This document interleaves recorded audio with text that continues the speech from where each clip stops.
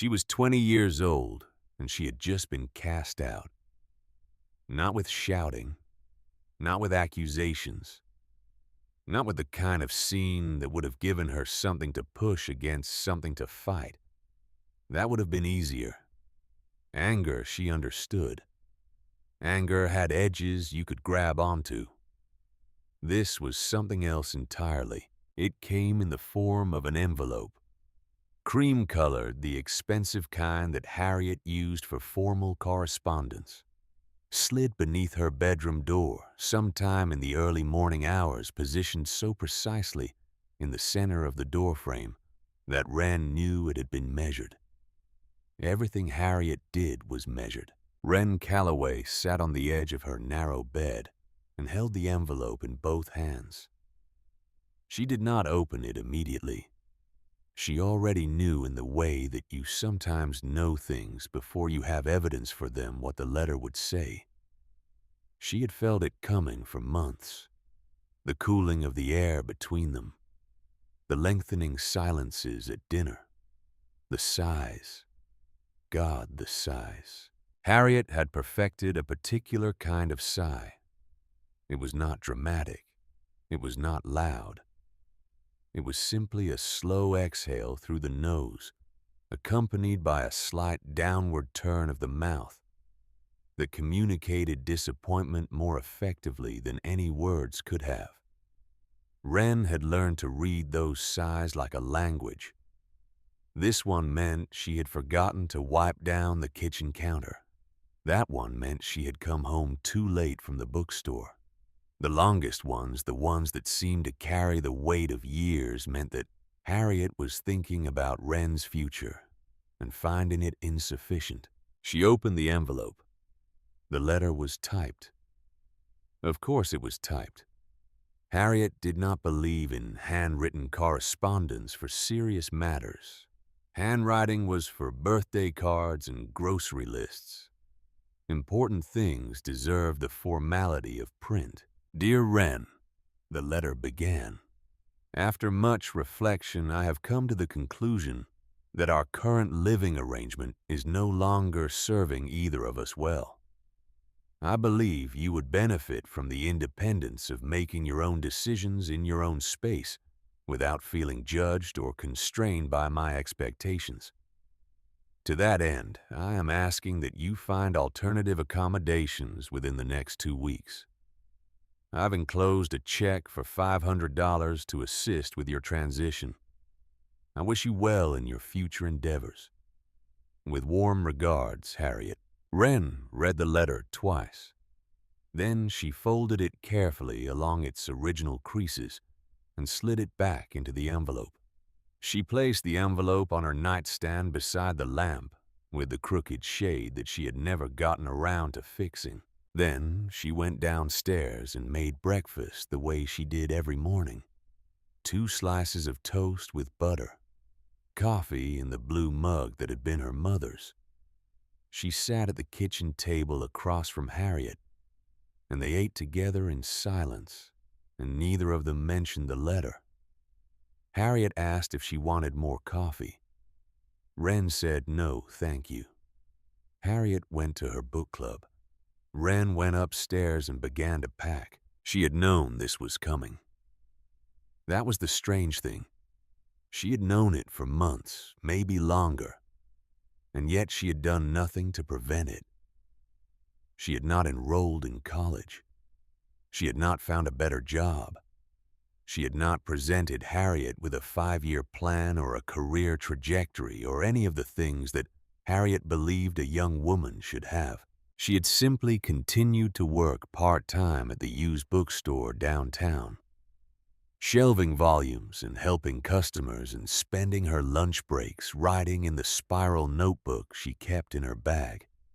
She had continued to exist in Harriet's house like a tenant who had overstayed her welcome, which was exactly what she was.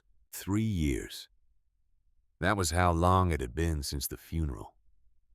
3 years of living in the spare bedroom of her mother's oldest friend, eating dinners across from a woman who had once loved her mother, but who had never quite figured out how to love Wren. 3 years of feeling like a guest in a house that was not her home. The strange thing was Wren did not blame Harriet. She understood in the clear-eyed way she understood most things that Harriet had tried. The woman had taken in a grieving 17-year-old and given her a room and meals and a place to sleep. She had asked nothing in return, except that Wren become a reasonable person with reasonable plans for the future. It was not Harriet's fault that Wren was not reasonable. She was packing her books when she found the photograph.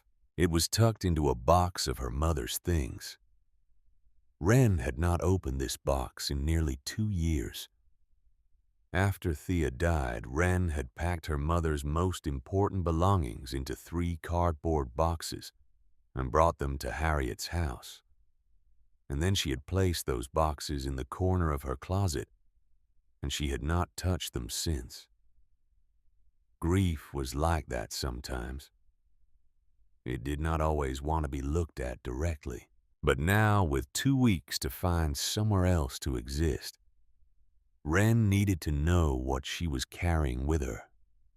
She needed to inventory her life, and so she pulled the boxes out of the closet and opened them one by one and began to sort through the remnants of her mother.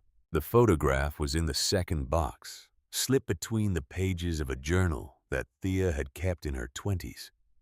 Wren almost missed it. She was flipping through the journal quickly, not really reading, just checking for loose papers and forgotten notes. And then the photograph fell out and landed face up on the floor, and Wren stopped breathing. It showed a young woman standing in front of a stone building. The woman was perhaps 20 years old, with dark hair pulled back from her face, and a slight smile that Wren recognized immediately because it was her mother's smile. The smile that said she knew something you did not. The smile that said she had found a secret and was deciding whether to share it. Behind her rose a small stone chapel. The walls were built of fieldstone gray and brown and green with age. The roof was steep and covered in dark slate. Above the heavy wooden door was a single arched window of stained glass. The colors muted in the photograph but still visible. Blues and golds and a deep red at the center. The chapel sat in a clearing surrounded by trees. Even in the black and white photograph, you could see how the forest pressed close, how the buildings seemed to emerge from the woods themselves, like something that had grown there rather than been built. Wren turned the photograph over. On the back, in her mother's handwriting, were 2 lines. Chapel of the Quiet Woods, 1985. Yeah, where I found peace. Wren sat on the floor of her bedroom and held the photograph and tried to remember if her mother had ever mentioned this place. She searched her memory for any reference to a chapel in the woods, any story about a journey Thea had taken when she was young. She found nothing. Her mother had been a private person. Wren had always known this. Thea had not talked often about her past, about the years before Wren was born.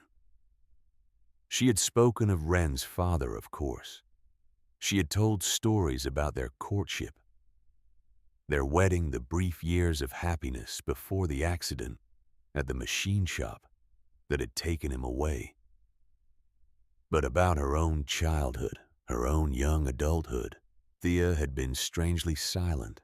Now Wren understood that the silence had been hiding something. Where I found peace. The words echoed in her mind as she placed the photograph carefully on her bed and opened her laptop. She typed the words into the search engine. Chapel of the Quiet Woods. The results were sparse. A few references in historical databases, a mention in a county records archive, and then buried on the 3rd page of results, a listing on a county tax auction website for a town called Little Falls in the foothills of the Adirondacks, about 2 hours west of Albany. Historic Fieldstone Chapel. The listing read, approximately 400 square feet.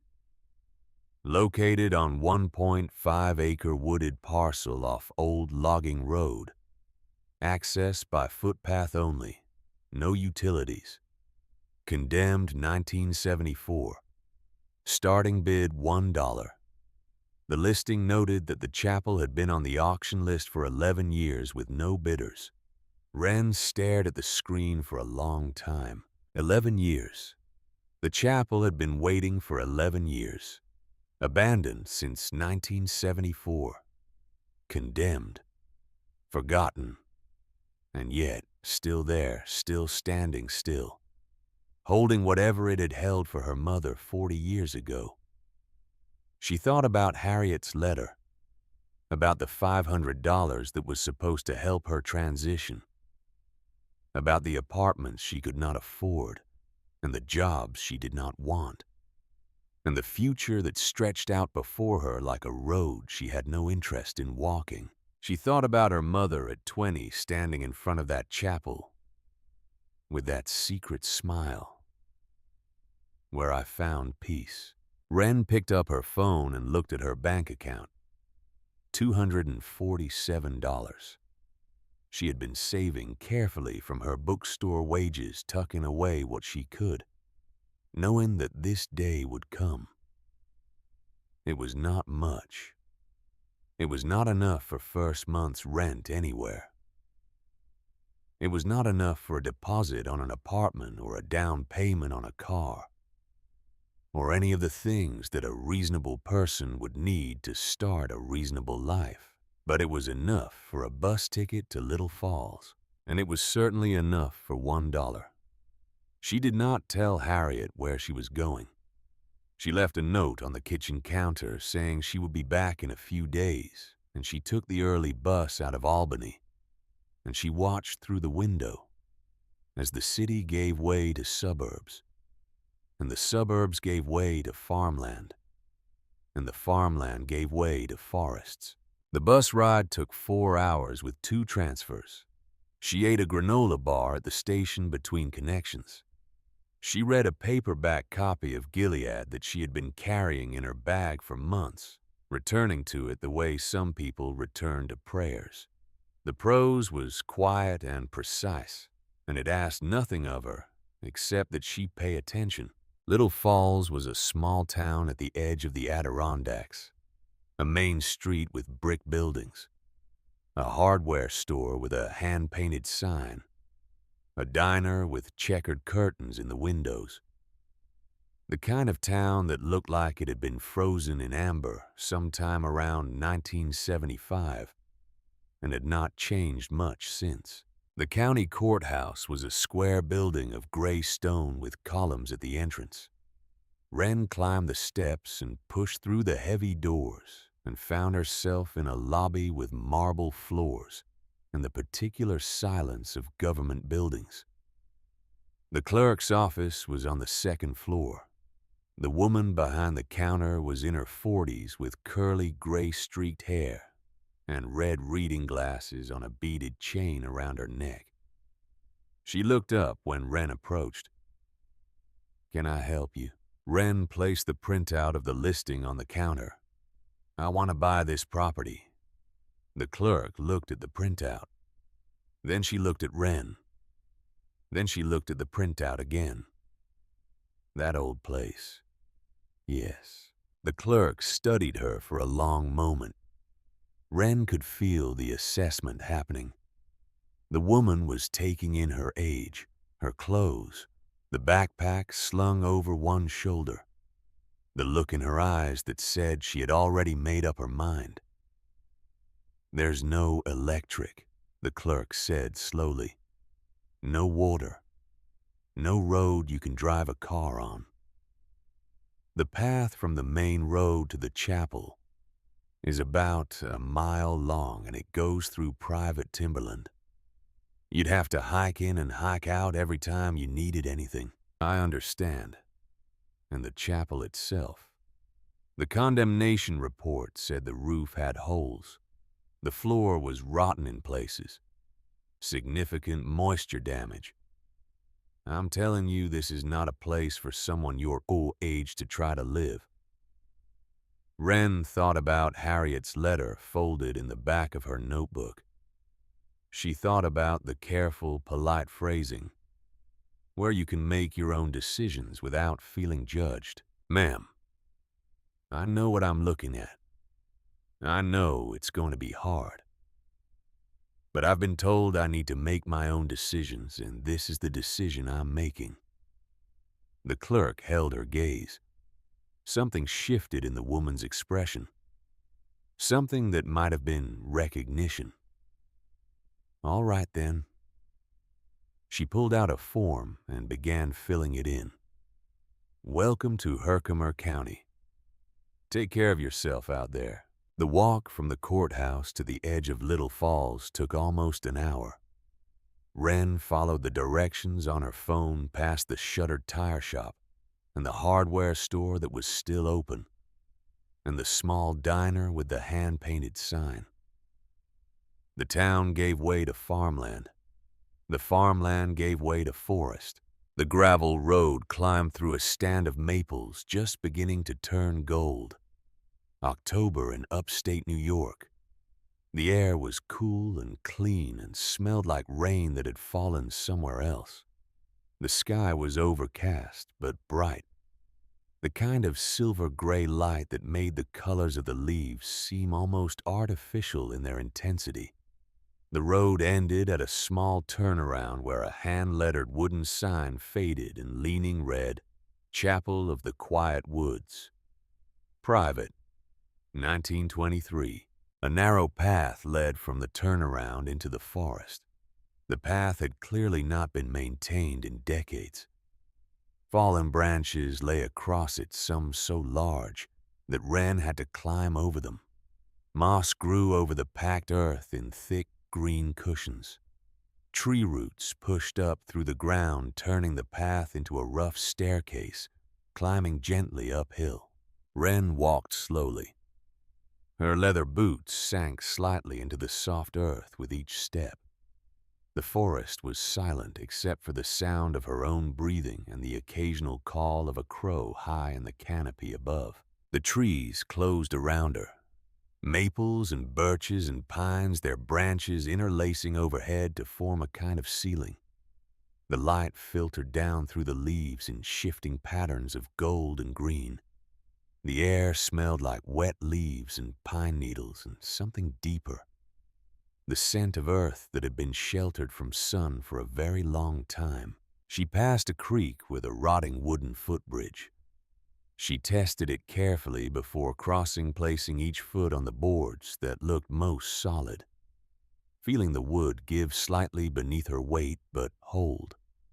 The water below was clear and cold and moved with the unhurried patience of water that has been moving through the same channel for centuries. She passed a small granite boulder with an old wooden cross propped against it.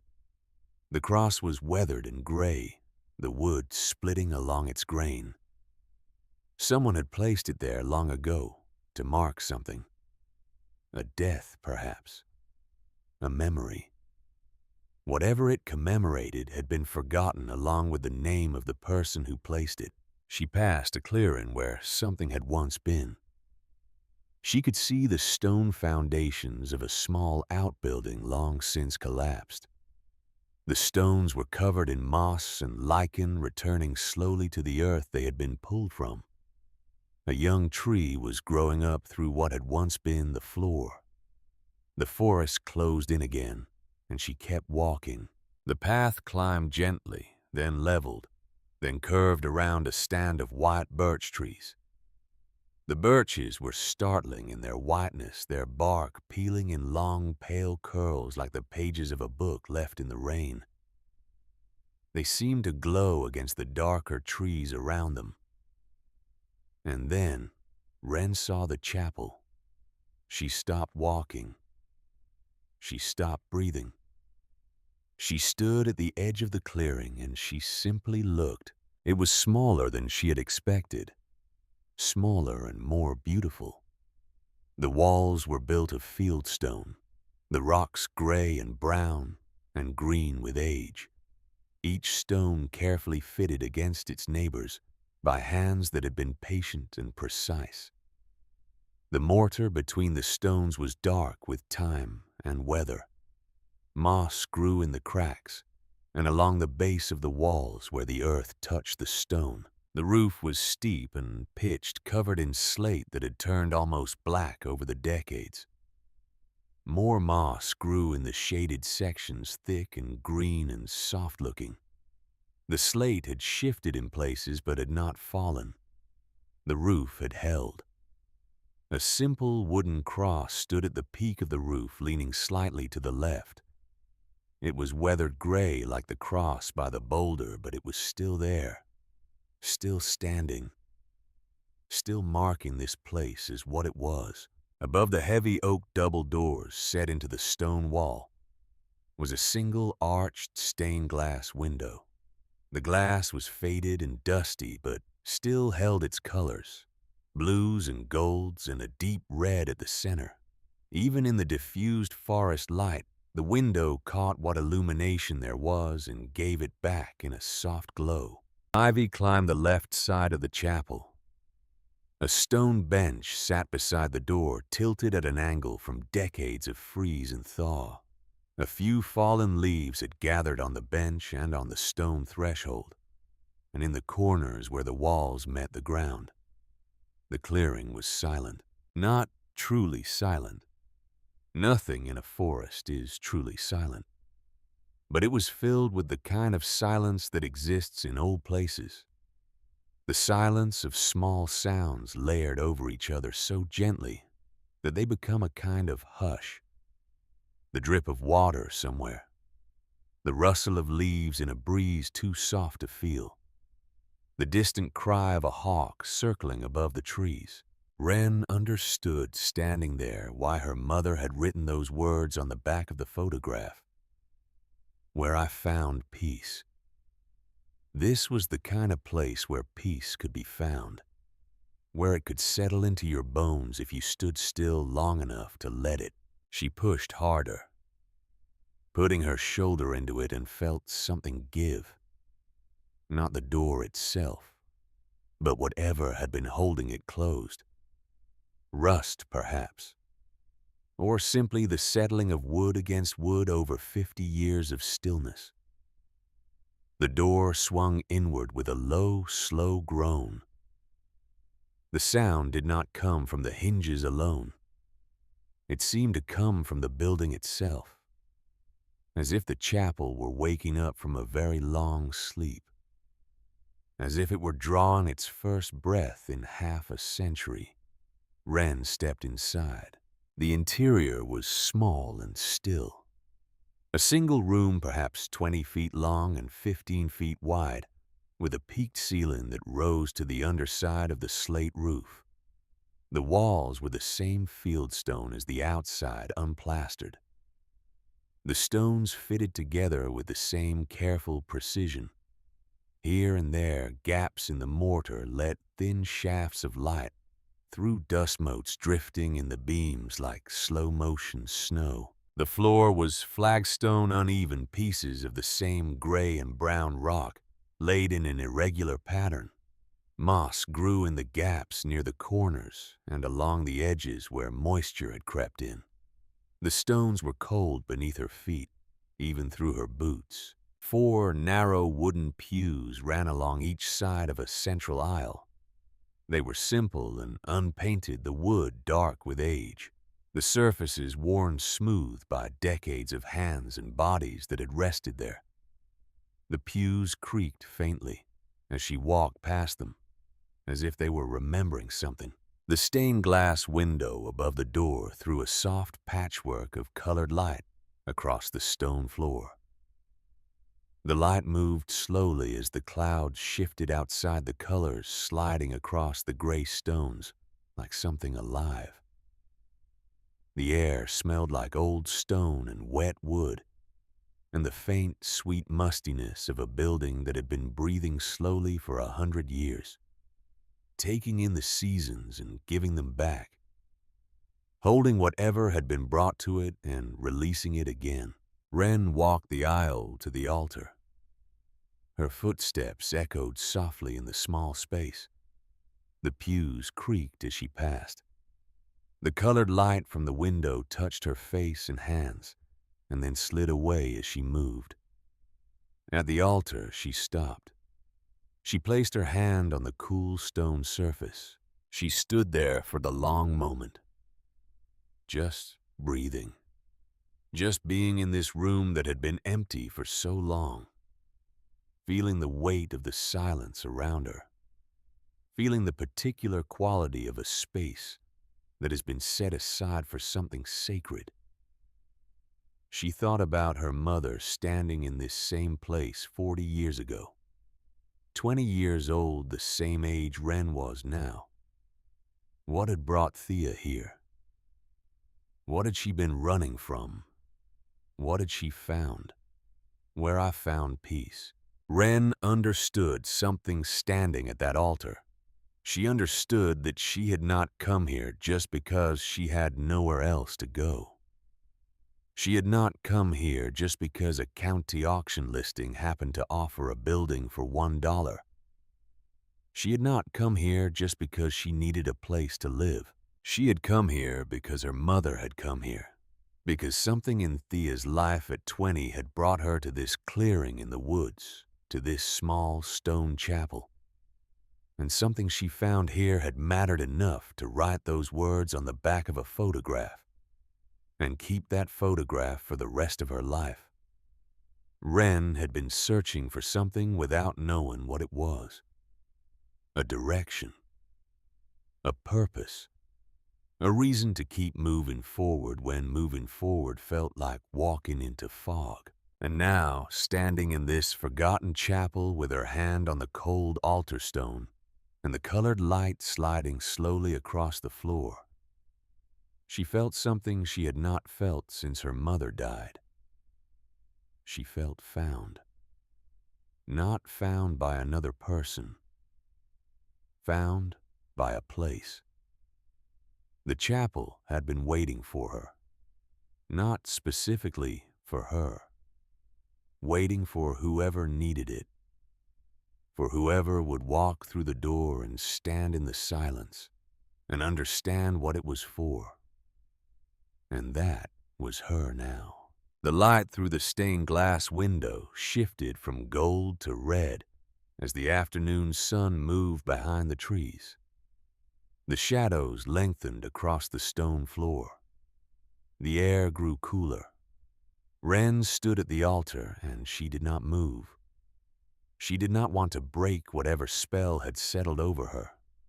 She wanted to hold on to this feeling, this sense of having arrived somewhere that mattered. Outside, a crow called. Inside, the silence held. She was 20 years old, and she had been cast out. She had $246 left in her bank account. She had a backpack with 2 changes of clothes and a notebook, and a paperback copy of Gilead. She had a photograph of her mother standing in front of this building 40 years ago. She had a chapel, and somewhere inside that chapel, though she did not know it yet, was a secret that had been waiting for 50 years to be discovered. A secret hidden in the stone. A secret that would change everything. But that was still to come. For now, she simply stood in the colored light, her hand on the cold altar, and she breathed in the silence, and the silence breathed back. The discovery happened on her second day in the chapel. Wren had spent the first night in Little Falls at a small motel on the edge of town that charged $42 for a room with a bed and a bathroom and a window that looked out onto the parking lot. She had lain awake for hours staring at the ceiling, thinking about the chapel, thinking about the photograph of her mother, thinking about what it meant that she now owned a building she could not live in, a building with no electricity and no water and no road leading to it. She had not slept well, but she had slept enough. In the morning, she ate breakfast at the diner with the checkered curtains, eggs and toast and coffee that was stronger than she expected. The waitress was a woman in her 60s with silver hair and a name tag that read, Doris. She looked at Wren with the particular curiosity that small towns reserve for strangers. Just passing through. Wren shook her head. I bought a property out on Old Logging Road, the chapel. Doris set down the coffee pot. That old place. I didn't know anybody still remembered it was there. I'm gonna fix it up. Doris studied her for a long moment. Then she nodded slowly as if coming to some private conclusion. You'll want to talk to Mrs. Ashworth. She runs a boarding house on Elm Street.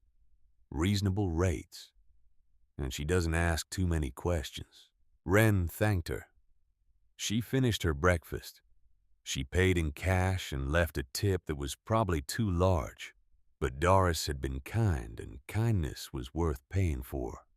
Then she walked back out to the trailhead and into the forest. The path was easier the second time. She knew where the rotted boards on the footbridge were. She knew which roots to step over and which branches to duck under. The forest was still silent around her, still filled with that particular hush that she had felt the day before. But now there was something almost welcoming in it, as if the trees recognized her. The chapel was waiting. She pushed open the heavy oak door and stepped inside, and immediately she felt the stillness settle over her like a blanket. The colored light from the stained glass window was different today. Yesterday had been overcast. Today there were breaks in the clouds, and shafts of direct sunlight came through the trees outside and struck the window at a higher angle.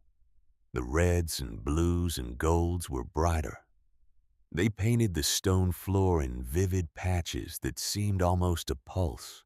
Wren walked the aisle to the altar. She had touched it yesterday, had placed her hand on the cold stone and felt something she could not name.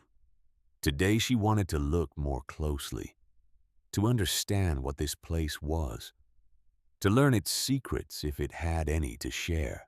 The altar was a rectangular block of stone about 3 feet high and perhaps 4 feet long. It was made of the same field stone as the walls, but the stones had been fitted together more carefully. The surfaces ground smooth by time and use. The top was a single slab of gray granite darker than the fieldstone worn slightly concave in the center, from decades of whatever had been placed there. Wren ran her hand along the edge of the altar. The stone was cold and slightly damp, the way stone gets when it has been breathing in moisture for years. She felt the texture of it under her fingertips, the roughness where the granite met the fieldstone base, the thin line where the surfaces joined. She stopped. There was a seam. She had not noticed it yesterday.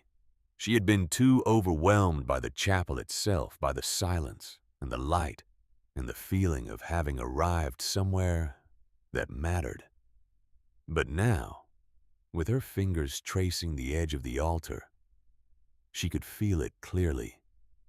A thin gap no wider than a pencil line running along the perimeter of the granite top. The top was not attached to the base. It was a separate piece, a capstone. Wren leaned against it and pushed. The stone did not move. It was heavy, probably 200 or 300 pounds. It had been sitting in the same position for 50 years, settled into place by gravity and time. She pushed harder. Nothing. She walked around to the other side of the altar and tried pushing from there. Still nothing. She stepped back and looked at the altar, thought about leverage, thought about physics, thought about the fact that someone had placed this capstone here, which meant that someone had been able to move it. She put both hands on the edge of the granite slab and pushed with her legs, not her arms. Put her whole body weight into it. The stone shifted, just slightly. A grinding sound, stone against stone, that echoed in the small chapel, like something ancient waking up. The capstone had moved perhaps half an inch. Wren repositioned herself, pushed again, another half inch. She kept at it, pushing and resting, pushing and resting. Her shoulders ached, her legs burned. But the stone kept moving, sliding millimeter by millimeter across the fieldstone base. After 15 minutes, she had moved it about 6 inches, enough to see what was inside. The altar was hollow, a rectangular cavity perhaps 2 feet long and a foot deep had been carved into the fieldstone base. The cavity was lined with slate tiles, dark and smooth, protecting whatever was inside from the moisture that crept through the stone. And there was something inside.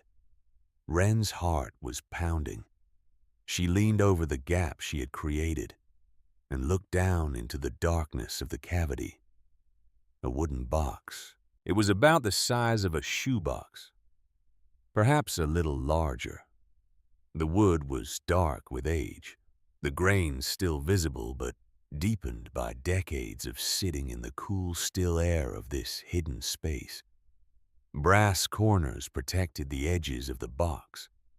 A small padlock held the clasp closed. Wren reached into the cavity and lifted the box out. It was heavy, heavier than she expected.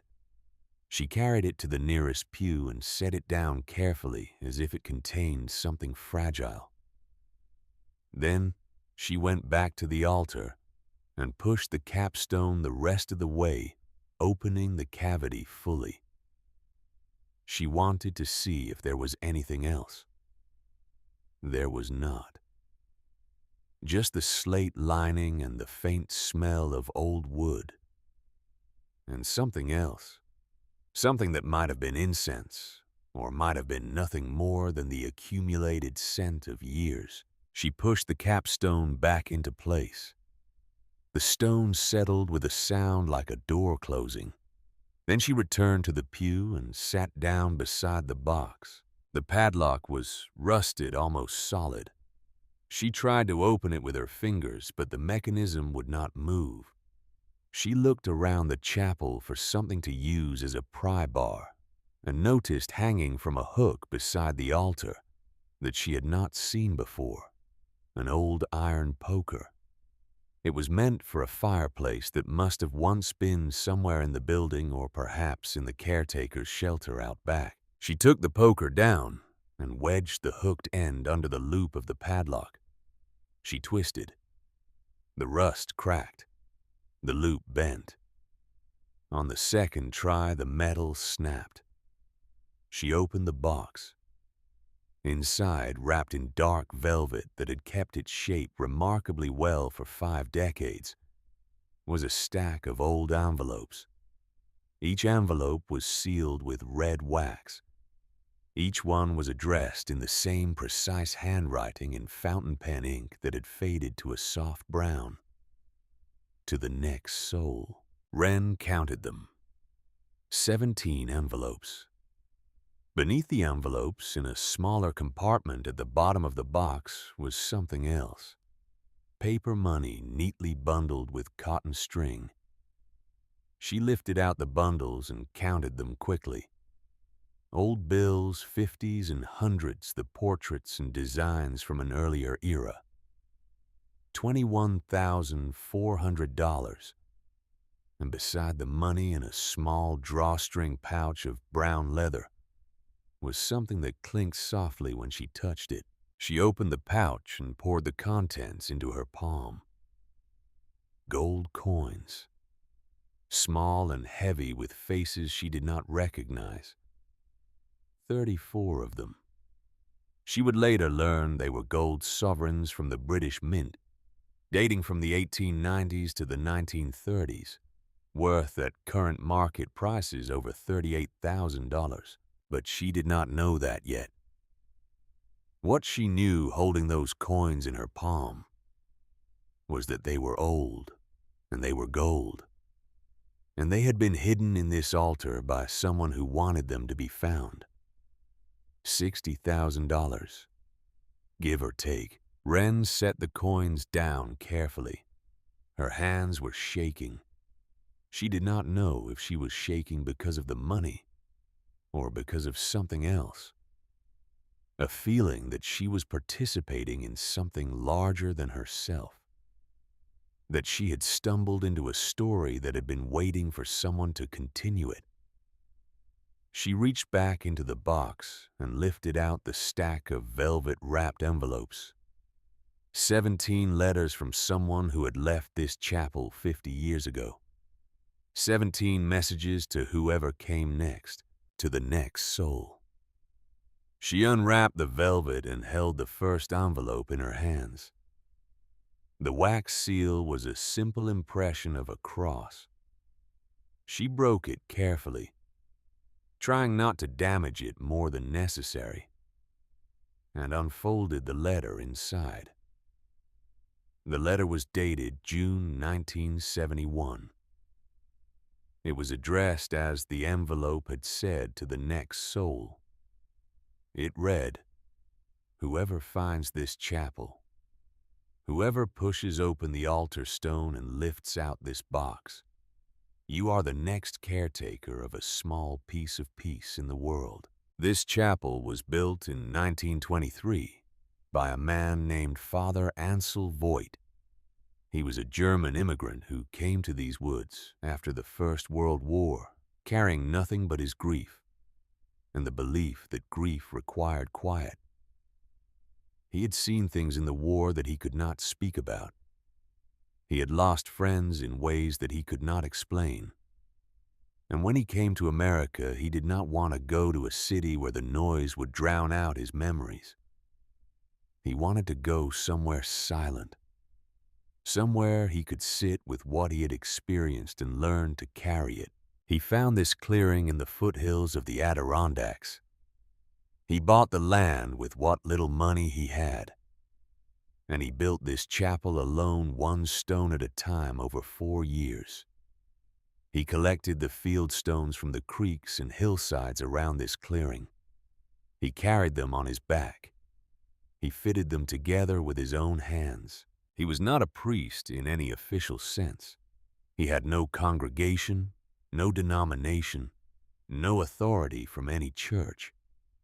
He was simply a man who believed that places of quiet were as necessary as places of noise, and that the world needed more of them. A small community grew up around Father Voigt in the 1920s and 1930s. People who had lost something. A war, a child, a faith. People who needed somewhere to sit in silence without explaining themselves. They came here from Little Falls and from farther away. They sat in these pews. They did not always pray. Sometimes they just sat. Father Voigt did not ask them what they were doing. He understood that silence was the service. The community scattered after Father Voigt died in 1957. A few members kept the chapel for a time, coming to maintain it on weekends. But as the years passed and the members grew old or moved away, the visits stopped. I'm writing this letter in 1971, knowing that I will be the last to come. My name is Margit Lindgren. I was 12 years old the first time my mother brought me here in 1934, after my younger brother drowned in the Mohawk River. I did not know then that this chapel would become the most important building of my life. I did not know that I would come back year after year for 37 years, to sit in these pews and feel my brother's presence in the quiet. The community kept a small fund over the decades. Donations from members' legacies from the estates of those who passed. The money was used to maintain the chapel, but there is more than we ever needed. The coins came from Father Voigt himself. He carried them from Germany in his pocket when he emigrated. He never spent them. He said they were for the next generation of caretakers, whoever they might be. With peace, Margit Lindgren, June, 1971. Wren read the letter twice. Then she read it a third time. The words settled into her like stones dropping into still water, sending ripples outward through everything she thought she understood. Father Ansel Voigt, a German immigrant, a man who had carried grief across an ocean and built a place to hold it. A community of people who had lost things. A woman named Margit Lindgren, who had been coming here since she was 12 years old. The chapel will find its next caretaker. Wren folded the letter carefully and put it back in its envelope. She set it aside and picked up the second letter. The same handwriting, the same red wax seal. She broke the seal and read. This letter told the story of the first winter after the chapel was built. How Father Voigt had nearly frozen to death in January of 1924 because the small shelter behind the chapel was not yet finished. How a farmer from Little Falls had found him half-conscious in the snow and brought him back to town, and how the farmer's wife had nursed him back to health over 3 weeks, feeding him soup and keeping the fire burning in their spare room. When Father Voigt returned to the chapel in the spring, the letter said he carved the farmer's name into the back of the altar. You can still see it if you look closely. Harold Brennan, the first friend the chapel ever had. Wren set the letter down and went to the altar. She walked around to the back and knelt on the cold stone floor and looked at the base of the fieldstone. There it was, carved into the stone in simple letters, weathered but still legible. Harold Brennan, 1924. She touched the letters with her fingertips, felt the grooves that Father Voigt had cut into the rock almost a century ago. A name, a debt, a memory preserved in stone. She went back to the pew and continued reading. The third letter described the community in its early years, the people who came. A widow who had lost her husband in a factory accident. A young man who had returned from the war with what they called shell shock, and what we now call something else. A mother whose daughter had died of influenza in 1918 and who had not spoken since. They came to the chapel because there was nowhere else to go with the kind of grief they carried. Nowhere else where silence was not just accepted but understood. The fourth letter told of Father Voigt's death in 1957. How he had been found sitting in the front pew, his hands folded in his lap, his eyes closed. How he had looked peaceful. Margit wrote in a way that he had never quite looked while alive, as if whatever he had been carrying since the war had finally been set down. Wren read on. The fifth letter was different. It began the same way as the others, the same handwriting, the same formal tone. But as she read, something shifted. I have not told you about my daughter. Her name was Ingrid. She was born in 1940 during the war years when the community around the chapel had grown to perhaps 30 people who came regularly. She grew up knowing this place. She played in the clearing as a child. She helped me polish the pews when she was old enough to hold a cloth. But Ingrid never understood what the chapel was for. She saw it as an old building in the woods, a relic of something that belonged to a different generation. When she was 20 in 1960, she left. She moved to Albany and took a job as a secretary and married a man who worked in a machine shop. I did not hear from her often after that. She had a daughter in 1965. She named her Thea. Wren stopped breathing. She read the name again. Thea. Her mother's name. Her hands were trembling so badly that she had to set the letter down on the pew beside her. She pressed her palms against her thighs and forced herself to breathe. In and out. In and out. Thea. She picked up the letter and continued reading. I never met my granddaughter. Ingrid and I had argued badly before she left, and she did not want me to be part of her new life. I understood, or I tried to understand. The young do not always see the value of what their parents have built. They want to build their own things. Ingrid died in 1982. A car accident on the highway outside Albany. I learned of it through a notice in the newspaper, 3 weeks after it happened. By then, Thea was 17 years old. I did not know where she was or who was taking care of her. I thought about trying to find her.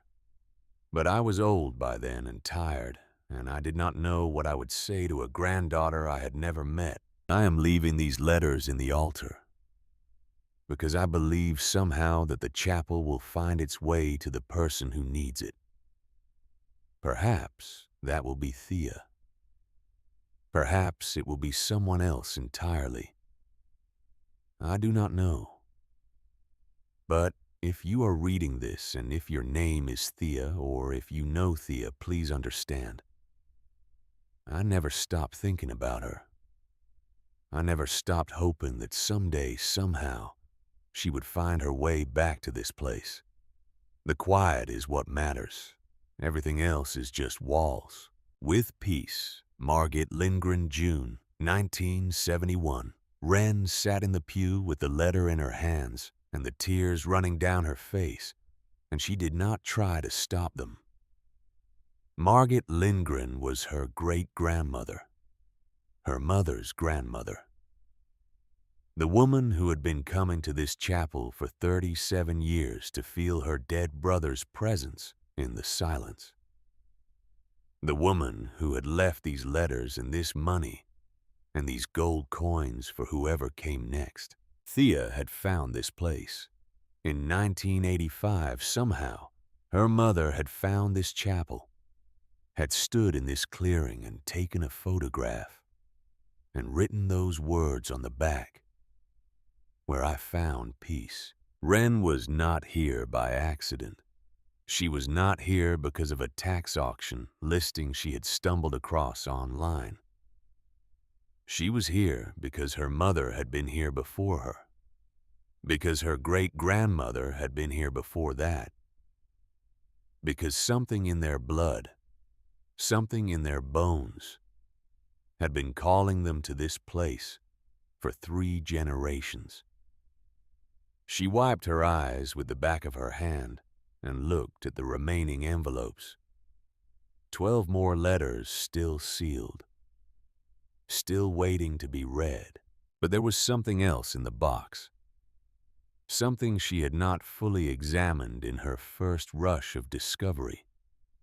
She reached into the bottom of the wooden box and pulled out a small bundle wrapped in cloth. It was not velvet like the letters.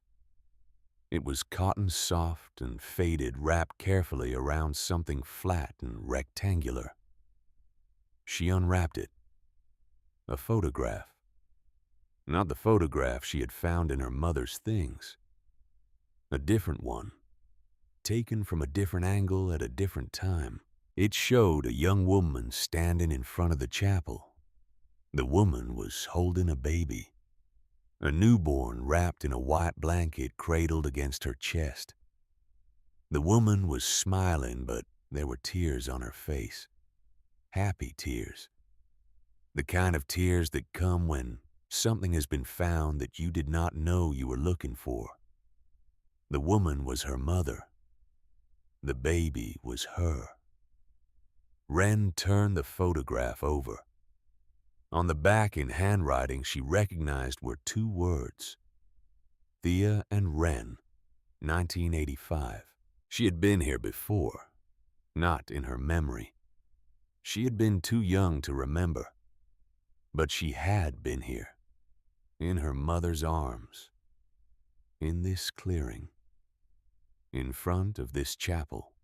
Her mother had brought her here as a newborn, had held her in this place where 3 generations of women in her family had come to sit in the quiet, had taken a photograph to mark the moment, and then, for reasons Wren did not understand, Thea had never spoken of it, had never told Wren about the chapel, or about Margit, or about any of it, had kept the secret for 20 years until she died, and had left only a single photograph hidden in a box of belongings that Wren had not opened until now.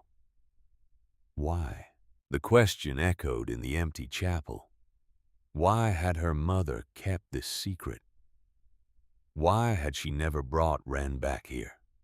Why had she left the chapel to fall into disrepair, to be condemned to sit on a county auction list for 11 years with no bidders? Wren did not have the answers, but she had the letters, 12 more of them still sealed. Perhaps the answers were in there somewhere. Perhaps her mother had written something. Perhaps there was more to the story than Margit had known in 1971. She would read them all. Every word. Every line. But not today. Today she needed to process what she had already learned. Today she needed to sit with the weight of this discovery and let it settle into her bones. She wrapped the photograph carefully in its cloth and placed it back in the box. She placed the letters back in their velvet wrapping. She closed the lid and sat with the box on her lap and the colored light from the stained glass window moving slowly across the floor. The quiet is what matters. She understood that now. She understood why her mother had written those words, why Margit had repeated them in every letter, why Father Voigt had built this place in the first place. The quiet was not an absence. It was a presence.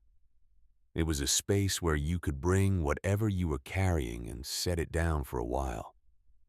It was a place where grief did not have to be explained or fixed or moved past. It could simply be. Wren had been carrying her mother's death for 3 years. She had been carrying it in the way that you carry something that is too heavy for you but that you cannot put down. It had been with her every morning when she woke up and every night when she went to sleep.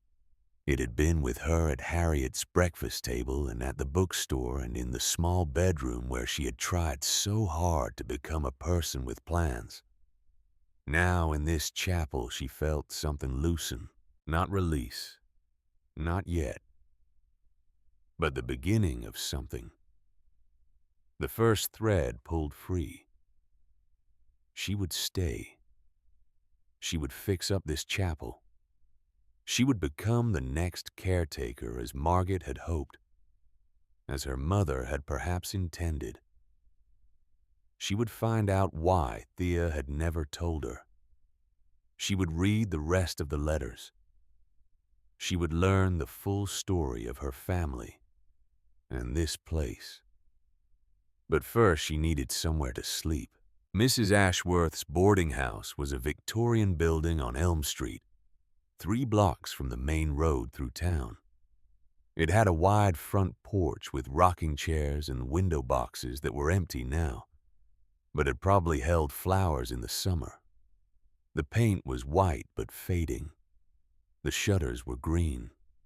Wren climbed the steps and knocked on the door. The woman who answered was in her 70s with white hair pinned up in a bun and sharp blue eyes that took in Wren with a single comprehensive glance. "You must be the girl who bought the chapel." Wren blinked. Word travels fast. Small town. Doris at the diner called me this morning.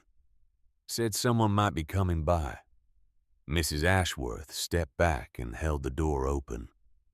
85 a week. Breakfast included. Bathroom down the hall. No smoking, no drinking, no visitors after 9. You can stay as long as you need. The room was small but clean. A single bed with a quilt. A dresser with a mirror. A window that looked out onto the backyard where a bird feeder hung from a maple tree. Wren paid for the first week in cash and set her backpack on the bed and stood at the window and watched a cardinal land on the feeder and eat. She stayed at Mrs. Ashworth's for 2 months. Every morning she woke before dawn. She ate breakfast in the kitchen with Mrs. Ashworth, usually oatmeal with brown sugar. Sometimes eggs.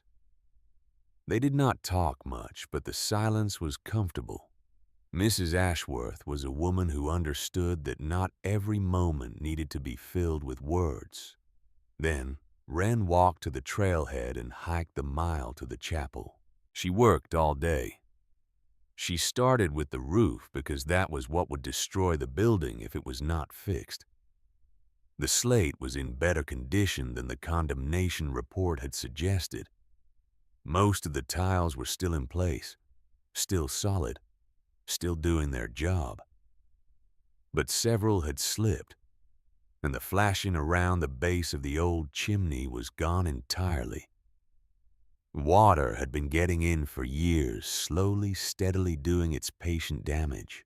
She hired a roofer from Herkimer County, a man in his 50s named Earl, who did not ask too many questions, and who was willing to hike his tools and materials in on his back.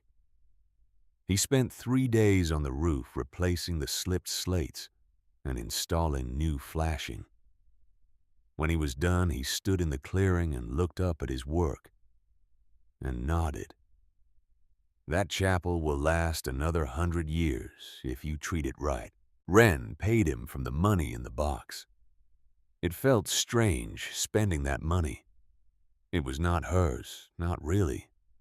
It belonged to Father Voigt and Margit and all the people who had contributed to the community fund over the decades. But Margit had said to take what she needed, and she needed the roof fixed. After the roof, she turned to the interior. She swept the flagstone floor with a soft brush, clearing away 50 years of dust and debris. She scrubbed the stones with clean water and a cloth, working on her hands and knees, feeling the cold seep through her jeans. She polished the wooden pews with beeswax until the old wood glowed warm and dark, until she could see the grain clearly, until the pews looked like what they were 100 years of hands and bodies and sitting in silence. She cleaned the stained glass window from both sides. Outside, standing on a ladder she had borrowed from Earl, she wiped away decades of grime and bird droppings and dead leaves that had accumulated in the frame. Inside, she used a soft cloth and careful pressure, revealing colors that she had not been able to see clearly before. The blues were deeper than she had realized. The golds were brighter. The red at the center was the color of wine held up to candlelight. She cleaned the altar. She cleaned the stone niche behind it. She cleaned the wooden cross that Father Voigt had carved himself, running her cloth over every groove and angle, feeling the shape of it beneath her fingers. She did not change anything. The chapel was not hers to transform. It was hers to care for. There was a difference. In November, she discovered the shelter. She had known it was there from Margot's letters, a small building behind the chapel where Father Voigt had lived while he built the chapel, and for the rest of his life afterward. But she had not gone to look at it closely. She had been focused on the chapel itself. Now, with the chapel clean and the roof repaired, and the first cold nights of approaching winter settling into the mountains, she walked around behind the building and found it. The caretaker's shelter was tiny, perhaps 120 square feet. A single room with a peaked roof and walls of the same fieldstone as the chapel. A door of weathered wood. A single window, the glass cracked but still in place. Inside, she found what she had expected. A simple bed frame, the mattress long since rotted away. A writing table beneath the window, the wood warped but solid. A wood-burning stove for cooking and heating the chimney rising through the roof. A small cabinet for supplies. A chair. This was where Father Voigt had lived. This was where he had slept and eaten and written whatever he wrote. This was where he had come each night after sitting in the chapel with whoever had arrived that day, carrying whatever they were carrying. It could be repaired. Wren spent the next 3 weeks fixing it up. She replaced the rotted floorboards with lumber she bought from the hardware store in town and carried in on her back one board at a time. She patched the chimney where the mortar had crumbled. She installed a new window, plain glass. Nothing fancy. She built a simple bed frame and bought a mattress that she dragged through the forest on a sled she made from plastic sheeting and rope. She ran a rainwater collection system off the roof. A gutter made from a length of plastic pipe that fed into a stone basin outside the door. It was not elegant, but it worked. She would have water. She bought a kerosene lantern for light and a small propane stove for cooking when the wood stove was not practical. She brought in blankets and sheets and a pillow. She brought in her notebooks and her pens and the paperback copy of Gilead that she had carried with her from Albany. In late November, 2 days before Thanksgiving, she moved into the caretaker's shelter. Mrs. Ashworth did not ask where she was going. She simply nodded when Wren told her she was leaving and said, "If you need anything, you know where I am." Wren thanked her and paid her final bill and walked out the door and did not look back. The shelter was cold at night, colder than she had expected.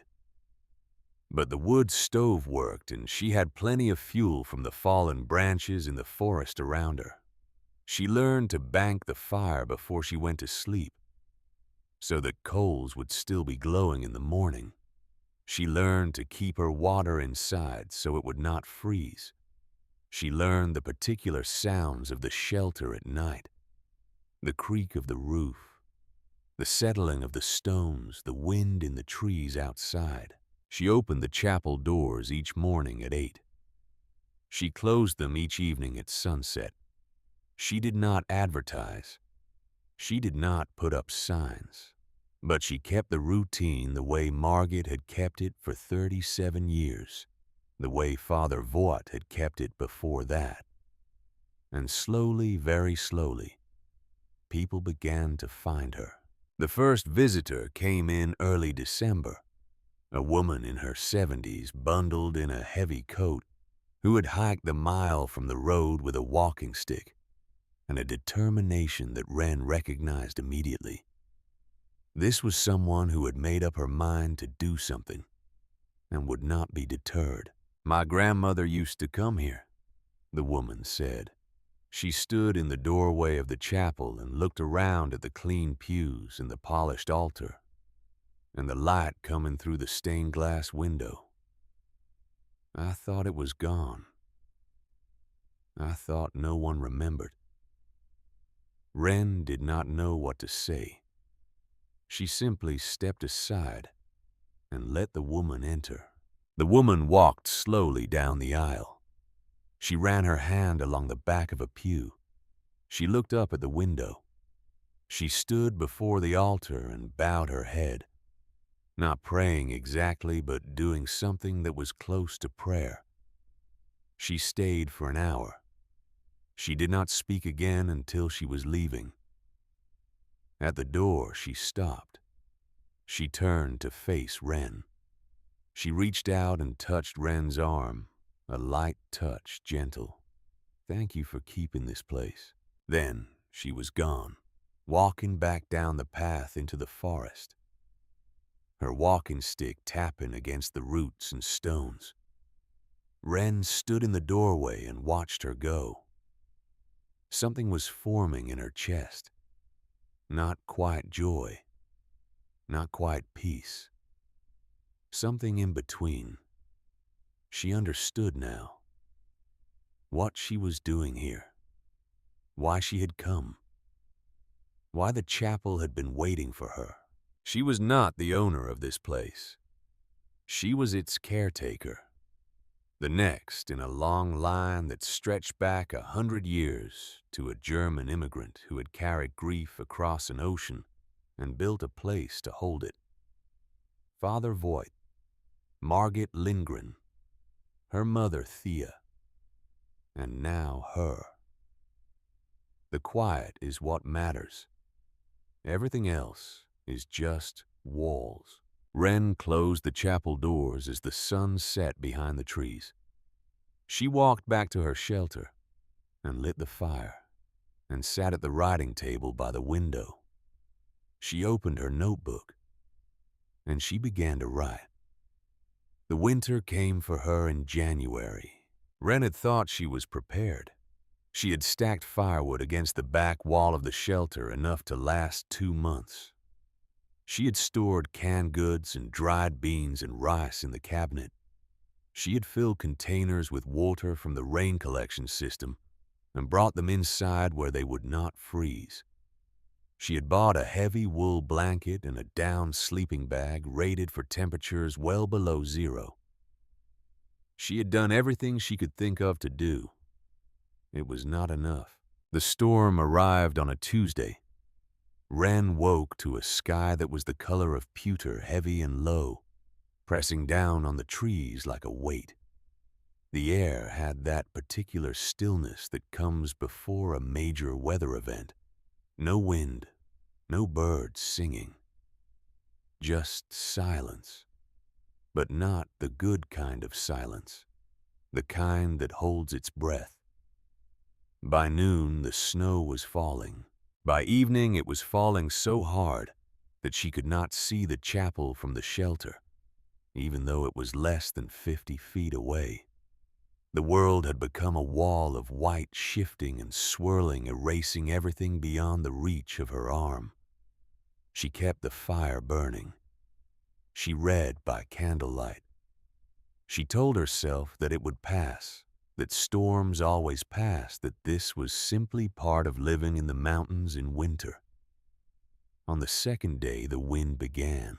It came from the north, driving the snow sideways, piling it against the south wall of the shelter, in drifts that grew higher by the hour. The temperature dropped. The fire that had been keeping the small room comfortable now barely held back the cold. Ren could see her breath even sitting 3 feet from the stove. She added more wood. The pile against the wall was shrinking faster than she had anticipated. On the third day, she realized she had made a mistake. The firewood she had stacked outside was buried. The drifts against the shelter were 6 feet high now, and the wood was somewhere beneath them, inaccessible. She had brought some inside enough for 2 or 3 days, but she had assumed she would be able to go outside and get more. She could not go outside. The door would not open. The snow had piled against it, sealing her in. Ren stood at the window and looked out at the white chaos, and felt something she had not felt since those first weeks after her mother died. Panic. The cold, paralyzing certainty that she was in over her head, that she had made choices she could not unmake, that she was gonna die here, in this small stone room because she had been foolish enough to think she could do this alone. She was 20 years old. She had no one to call. No phone signal even if she had someone to call. No way to reach the road, which was a mile away through drifts that were now waist high and still growing. She was alone. On the fourth day, the fire went out. She had tried to ration the wood, had let the fire burn down to coals, and then added just enough to keep them glowing. But in the night, while she slept, wrapped in every blanket she owned, the coals had died. She woke to cold so profound that it felt like a physical presence in the room. The water in the container beside her bed had a skin of ice on it. Her breath came out in clouds that hung in the air before dissipating slowly. She tried to start the fire again. Her fingers were clumsy with cold. The matches kept slipping from her grip.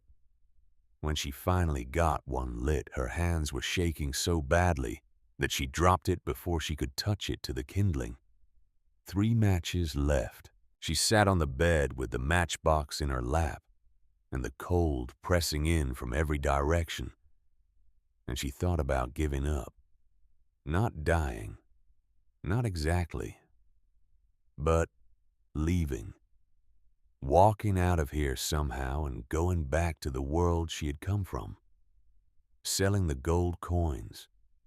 Renting an apartment somewhere warm. Getting a job that made sense. Becoming the kind of person Harriet had wanted her to become. A person with a plan. She thought about how easy it would be. How simple. She could walk away from this chapel and this forest and this impossible dream of living in a place that had been abandoned for 50 years. She could go back to Albany and find a studio apartment and work at a bookstore and be warm, be safe, be reasonable. The tears came then, hot on her cold cheeks, dropping onto her frozen hands. She was not crying because she was cold. She was crying because she knew that if she left, she would never forgive herself. And she knew that if she stayed, she might not survive. This was the choice. This was what it came down to. Die here or die in some other way. Die in the cold or die slowly, piece by piece, living a life that did not belong to her. She wiped her face with the back of her hand. The tears were already cold on her skin. She looked at the box on the shelf above the writing table. The wooden box with the brass corners.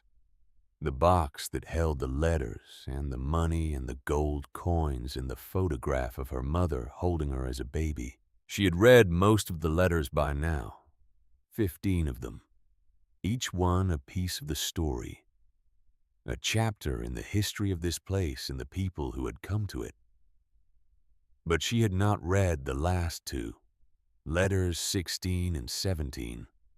She had been saving them. She did not know why. Perhaps because once she read them, there would be no more. No more words from Margaret. No more connection to the past. Now, sitting in the frozen shelter with 3 matches left and no firewood, and a storm that showed no signs of stopping, she thought that perhaps it was time. She got up from the bed. The cold bit at her as soon as she left the cocoon of blankets. She crossed to the shelf and took down the box and brought it back to the bed. She wrapped herself in blankets again and opened the lid. The 16th letter was short. Margaret wrote about the last time she had come to the chapel. In June of 1971. How she had walked the path one final time. How she had sat in every pew one after another, remembering who had sat there before her. How she had stood at the altar and said goodbye. I am 73 years old, she wrote. I do not know how many years I have left. I do not know if anyone will ever read these letters, but I am leaving them here because I believe, as I have always believed, that the chapel knows what it needs. It will find its next caretaker. It will continue. The 17th letter was different. The envelope was the same as the others. The same cream-colored paper. The same red wax seal. The same handwriting on the front. To the next soul. But when Wren turned it over, she saw something she had not noticed before. A second line written smaller beneath the seal. Open only when truly needed.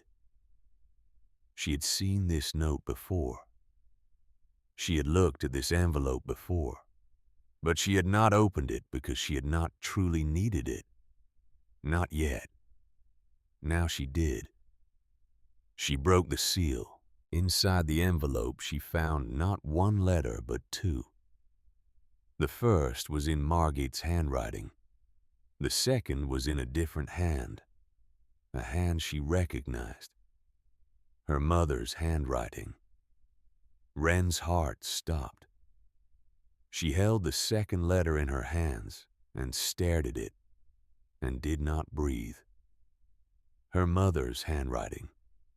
On paper that was in a box that had been sealed in this altar since 1971. That was not possible, unless... She unfolded Margit's letter first. It was dated June 1971 like the others, but the first line was different. If you are reading this, it is because you have reached a moment of crisis.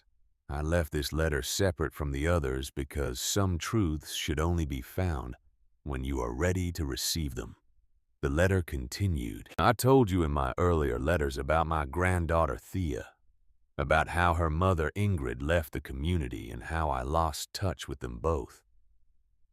What I did not tell you is that I tried to find Thea after Ingrid died. I tried for years. I hired a private investigator. I wrote letters to every address I could find. In 1989, I found her. Thea came to the chapel. She was 24 years old. She had a daughter of her own, a baby girl just 4 months old. She had found one of my letters somehow. I never learned how, and she had come looking for me.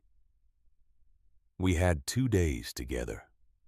2 days in which I tried to tell her everything about her mother, about the chapel, about Father Voigt and the community, and all the years of silence.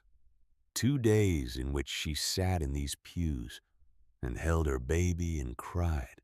She told me about her life, about the man she had married who had died in an accident at a machine shop, about raising her daughter alone, about feeling lost and not knowing where she belonged.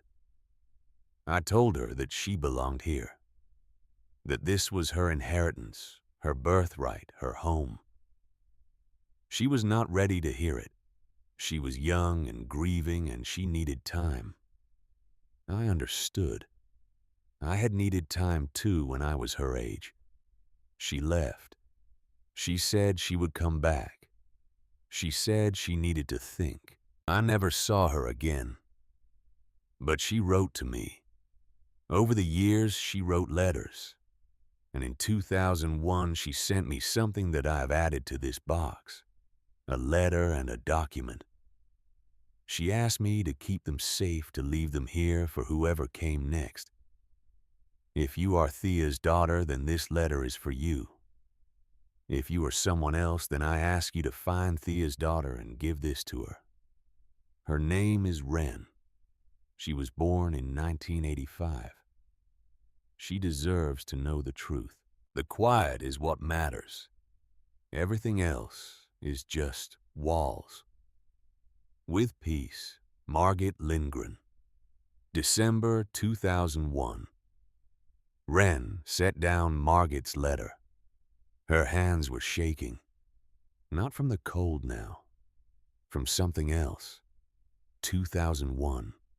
Margaret had still been alive in 2001, had received letters from Thea, had added something to the box, which meant that someone had opened this altar after 1971. Someone had come here, had moved. The capstone had placed new documents inside. Someone had known about the box and the letters and the secret hidden in the sultan. Her mother, Thea, must have come back after Margaret died, before she got sick. She must have come here and opened the altar and added her own letter, and then sealed it again and left, and she had never told Wren. Why? Wren picked up the second letter, her mother's letter. The handwriting was unmistakable, the same careful script that had been in the margins of Wren's childhood books, the same hand that had written shopping lists and birthday cards, and the note Wren had found on her pillow the night before her mother went to the hospital for the last time. The letter was dated September 2001, 1 year before her mother was diagnosed with cancer. My dear Wren, if you are reading this, it means you have found the chapel. I always hoped you would. I always believed that someday when you were ready, you would find your way here. I should have told you. I know that now. I should have told you about Margaret and Father Voigt and this place that has been in our family for 3 generations. I should have brought you here and shown you the clearing and the chapel and the light through the stained glass window. I should have given you this inheritance while I was still alive to explain it. But I was afraid. I was afraid because I was not ready. I found this place when I was 24 years old, carrying you in my arms, grieving your father and lost in a way I did not have words for. Margaret gave me 2 days of peace, 2 days in which I sat in the quiet and felt something I had not felt since before your father died. A sense of belonging, a sense of home. And then I left. I told Margaret I would come back, and I meant it.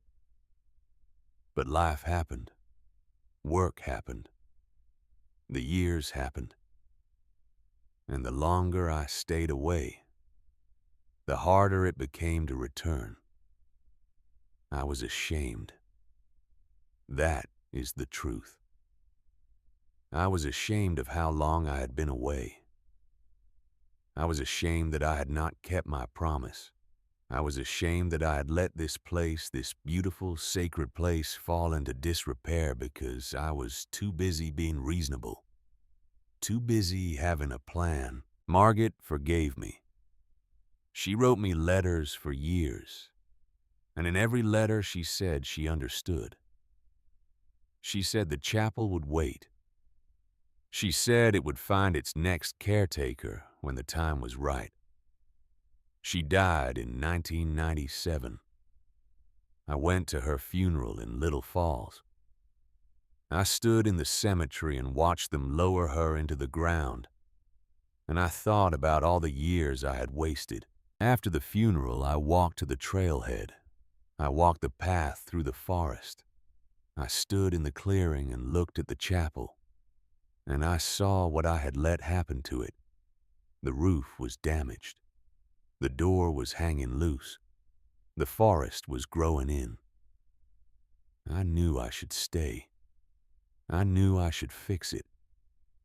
But I had you at home and a job and a life that did not have room for a chapel in the woods. So I did the only thing I could. I opened the altar.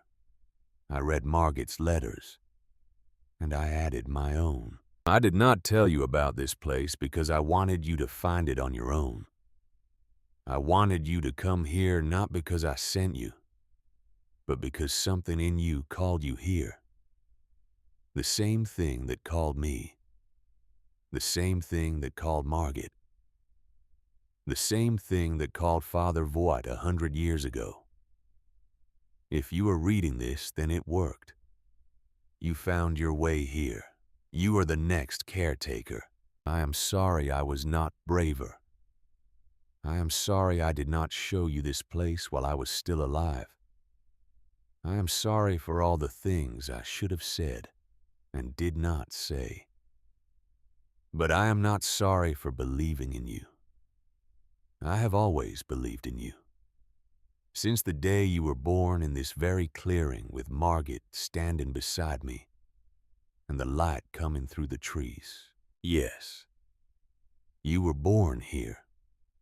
I went into labor 3 weeks early during my visit to Margaret in 1985. There was no time to get to a hospital. Margaret delivered you herself on the floor of the caretaker's shelter, with the chapel watching over us. You came into this world in silence. You did not cry.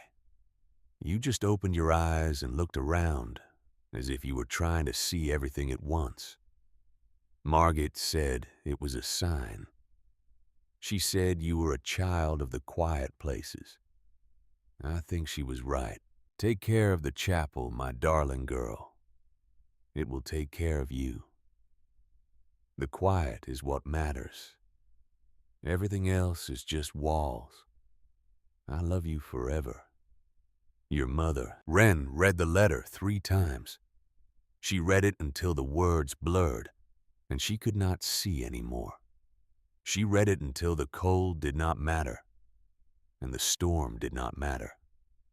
And nothing mattered except the voice of her mother coming through the page, speaking to her from 6 years ago, from beyond death, from a place where mothers could still reach their daughters.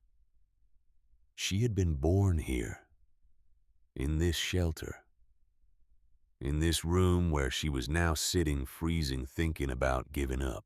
Her mother had come here, had kept the secret all those years, had written this letter and left it for Wren to find, trusting that someday, somehow, the chapel would call her daughter home. The chapel will wait. It will find its next caretaker when the time is right. Wren folded the letter and held it against her chest. She closed her eyes. She breathed. The cold was still there. The storm was still howling outside. She still had only 3 matches and no firewood. But something had changed. She was not alone. She had never been alone. She opened her eyes. She looked at the stove. She looked at the matches in her hand. 1 chance. 1 match. If it failed, she would try again with the second. And the third. And if all 3 failed, she would find another way. She would break up the chair and use it for kindling. She would tear pages from her notebook. She would do whatever she had to do, because she was not going to die here. Not now. Not after learning what she had just learned. She crumpled paper from her notebook. She arranged the smallest pieces of wood she could find. Shavings and splinters she pried from the larger logs with her knife.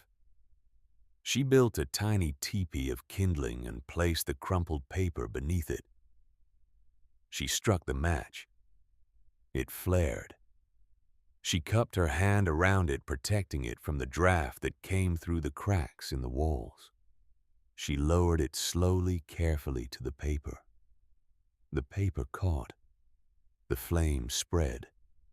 The kindling began to smolder. She blew gently. The smoke thickened. And then, with a sound like a small gasp, the fire took hold. She fed it carefully. Paper first, then shavings, then small sticks, then larger pieces. She watched it grow from a flicker to a flame, to something that actually gave off heat. The warmth touched her face like a blessing. The storm raged outside, but inside the fire burned. On the fifth day, the snow stopped, and Wren woke to silence. Not the silence of the chapel, which was full and alive. This was the silence of aftermath. The world holding its breath after 5 days of screaming. She went to the window. The glass was covered with frost on the inside, but she scraped it away with her fingernail and looked out. The forest was transformed. The snow lay in drifts that were taller than she was, smooth and white, and glittering in the morning sun. The trees were bent under the weight of ice. Everything was still. She opened the door. It took effort. The snow had piled against it, and she had to push hard to create a gap wide enough to squeeze through. When she finally got outside, she stood in the snow up to her waist and looked around at a world made new. The chapel was there, buried to the window sills in white. The roof was intact. The stained glass window caught the morning light and threw colors onto the snow reds and blues and golds painted on the pristine surface. She had survived. She laughed. She could not help it. She stood in the snow with the cold biting at her legs, and she laughed not because anything was funny, but because she was alive, and the chapel was standing and the sun was shining for the first time in 5 days. It took her most of the day to dig out the firewood. She found the pile where she had left it, buried under 4 feet of snow. She excavated it piece by piece, carrying the logs inside, stacking them by the stove to dry. By evening, she had enough fuel to last the rest of the winter. The path to town was impassable for another week. She did not mind. She had food. She had water. She had fire. She had her mother's letter, which she read every night before she went to sleep, letting the words sink into her like prayers. When the path finally cleared enough to walk, she hiked to town and bought supplies and hiked back. Mrs. Ashworth saw her in the hardware store and nodded once, a small gesture of acknowledgement. "You made it through." Wren nodded back. Spring came slowly. First, the snow began to melt. Then the ice on the creek broke up. Then one morning in late March, Wren walked to the chapel and heard something she had not heard in months. Bird song. She stood in the clearing and listened. A cardinal somewhere in the maples. A chickadee in the pines. The small, bright voices of creatures that had survived the same winter she had. Returning now to sing about it, she opened the chapel doors. The light came through the stained glass window and painted the stone floor in colors she had almost forgotten. The pews gleamed with the polish she had given them in the fall. The altar stood solid and patient, keeping its secrets. She walked the aisle. She touched each pew as she passed. She stopped at the altar and placed her hand on the cold stone. "Good morning," she said. She did not know who she was talking to. Father Voigt, perhaps, or Margit, or her mother, or no one at all. Just the silence itself, which was not no one. The silence answered in its way, by being there, by being what it had always been. She opened the chapel doors at 8 every morning. She closed them at sunset. She did not put up signs or send out announcements or do anything to let people know she was there. The chapel had never advertised. It had simply existed, and those who needed it had found it. They still found it. A man in his 60s came in April. He sat in the back pew for 3 hours without moving. When he left, he stopped at the door and turned to look at Wren. His eyes were red. "My wife passed last month," he said. His voice was rough. I did not know where else to go. Wren nodded. She did not say she was sorry. She did not say anything. She simply held the door open and let him pass. A woman came in May, younger, perhaps 40. She sat in the front pew and wept silently, her shoulders shaking. Wren did not approach her, did not ask what was wrong. She simply sat in the back of the chapel and kept the woman company in silence. When the woman left, she touched Wren's hand. "Thank you." An old man came in June. He walked with a cane, slowly, carefully.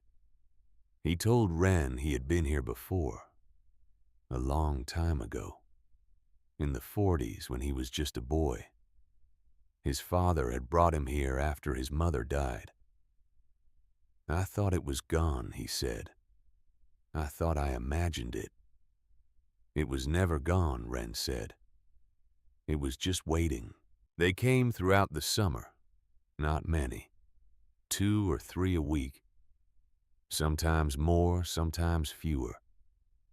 They came with grief and loss and questions they could not answer. They came with the weight of things they could not put down anywhere else. They came looking for something they could not name.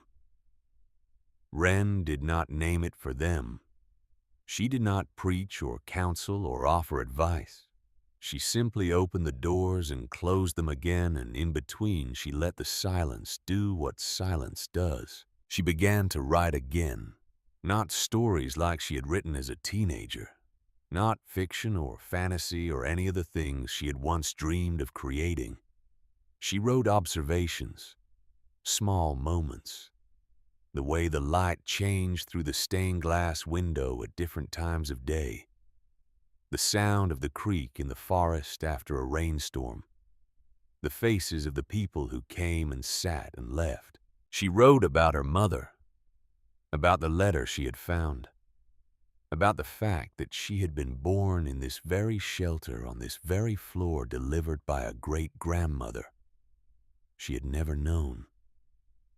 She wrote about Father Voigt, about a man who had crossed an ocean carrying grief and had built a place to hold it, about the community that had grown around him, about the decades of people who had sat in these pews unnamed and unknown, finding whatever they had come to find. She wrote about Margaret, about a woman who had lost her brother at 12 and had spent the rest of her life returning to the place where she could still feel his presence.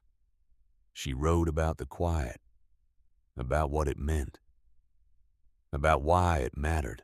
Every evening after she closed the chapel doors, she sat at the writing table in the shelter and wrote by candlelight until her hand ached. She filled one notebook and started another. She did not know if anyone would ever read what she wrote. She did not know if it mattered. It mattered to her. That was enough. One year after she had bought the chapel for $1, Wren sat on the stone bench outside the chapel doors and watched the sunset. The bench was mossy and tilted the way it had been when she first arrived. She had thought about fixing it, leveling the stones, replacing the seat. But she had decided against it. The tilt was part of what the bench was, part of its history. You did not fix things that were not broken. The forest around her was golden with October light. The maples were turning the same colors they had been a year ago when she had first walked this path. The birches were dropping their leaves, yellow coins scattered on the ground. A movement at the edge of the clearing caught her eye. 2 deer. A doe and her fawn, nearly grown now but still following its mother. They stepped out of the trees and into the open space, their hooves silent on the fallen leaves. They did not see her. She was sitting very still the way she had learned to sit over the past year. still enough that the forest forgot she was there, still enough to become part of the silence. The deer moved across the clearing. They paused to browse on something near the chapel wall. The fawn looked up at the building with what seemed like curiosity ears, forward nostrils flaring. Then they moved on, disappearing into the trees on the other side. Wren watched them go. She thought about her mother, about the photograph of Thea holding her as a baby in front of this chapel, about the letter that had been waiting for 20 years to be read, about all the things that had been set in motion long before she was born, leading her here to this bench, to this moment. She thought about Margaret, about a woman who had written 17 letters to someone she would never meet, trusting that the chapel would find its next caretaker, about faith that asked for nothing in return.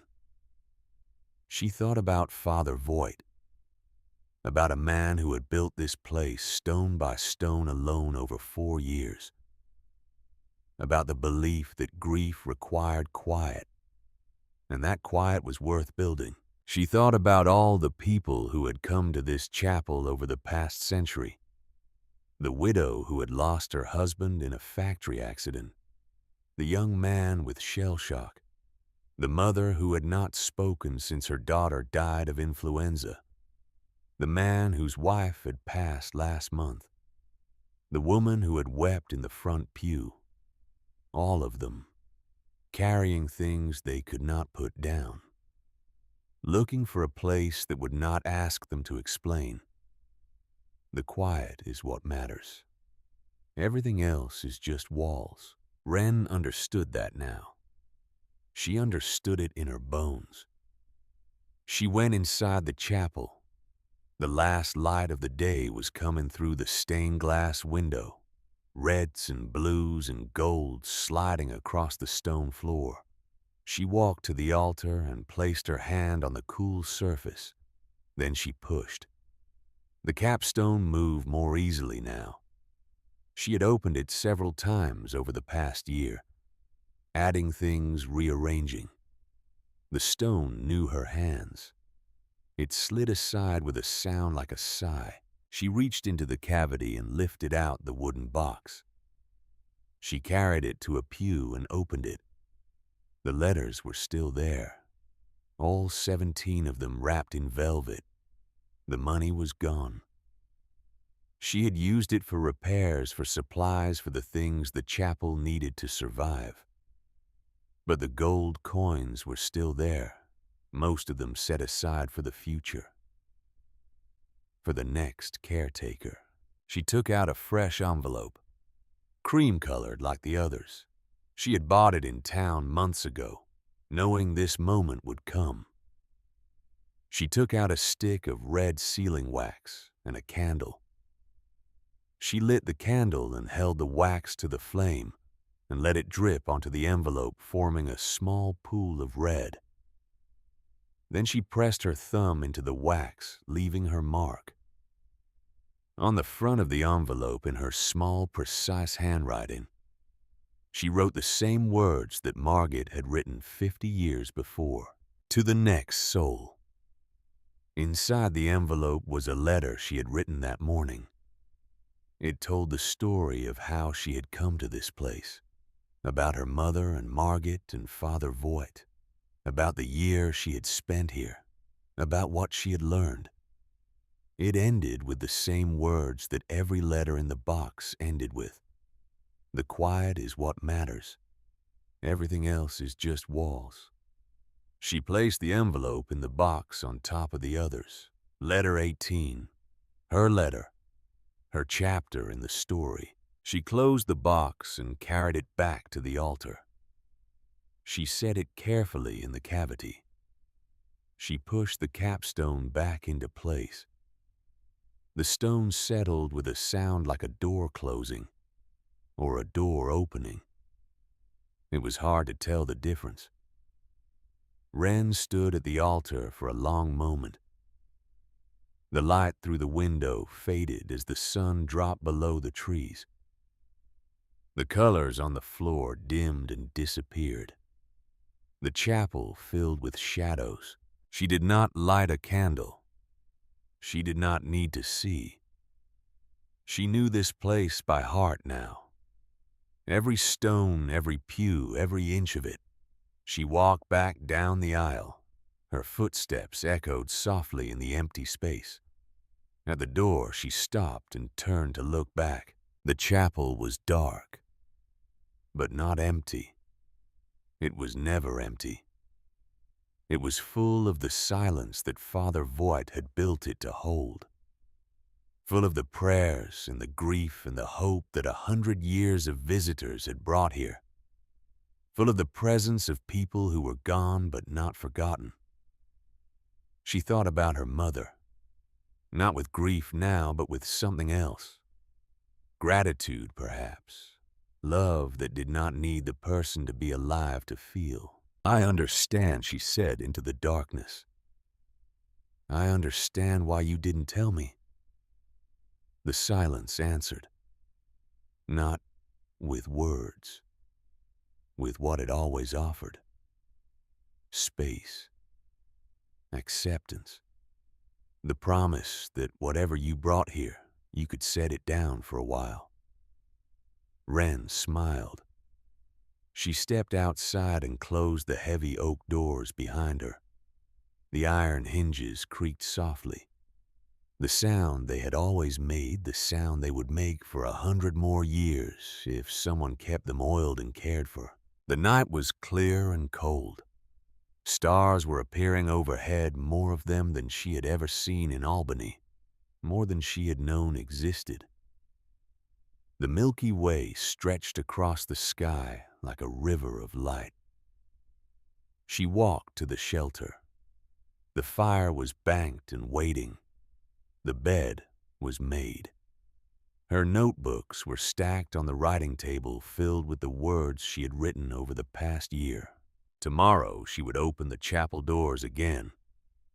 She would sit in the back pew and wait for whoever came. She would listen without speaking.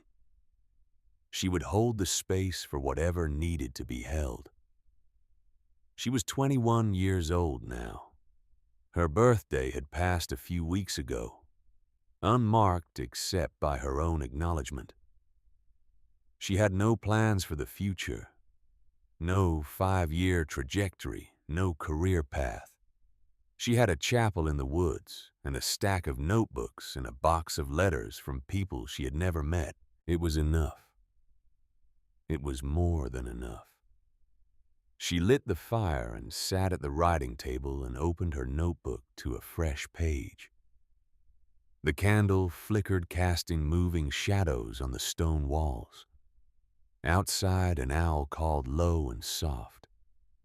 She thought about what she wanted to write, about all the things she had seen and felt and learned over the past year, about the people who had come and gone, about the silence that held them all.